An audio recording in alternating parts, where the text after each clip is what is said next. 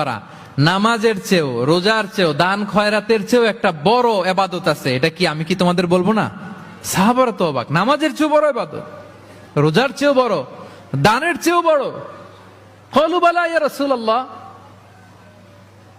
সাহাবারা বললেন অবশ্যই হে নবী, হ্যাঁ আপনি বলেন সেটা কি? বিষ্ণু সাল্লাল্লাহু আলাইহি ওয়াসাল্লাম বললেন ইসলাহু যাতিল বাইন, বিবাদমান দুই গ্রুপকে মাঝখান দিয়ে যে মিলিয়ে দেয়া। নামাজের চেয়েও বড়, রোজার চেয়েও, সাদাকার চেয়েও বড়, মিলায় দেওয়া। আমরা মনে করি সেজদা দিতে দিতে কপালে দাগ ফেলে দিছি, এটাই তো বড় ইবাদত। এটা তো নিঃসন্দেহে বড় ইবাদত। আমরা মনে করি হজ করতে করতে শেষ করে ফেলতেছি, এটাই বড় ইবাদত। জিকির করতে করতে আমরা দিনরাত এক করে ফেলতেছি, এগুলো তো নিঃসন্দেহে ইবাদত। কিন্তু দুই ভাই বিবাদমান দুই গ্রুপের মধ্যে আপনি যদি মিলিয়ে দেন, এগুলো নফল রোজা, নফল দান, নফল সালাতের চেয়ে বেশি সওয়াবের কাজ। পড়েন সুবহানাল্লাহ।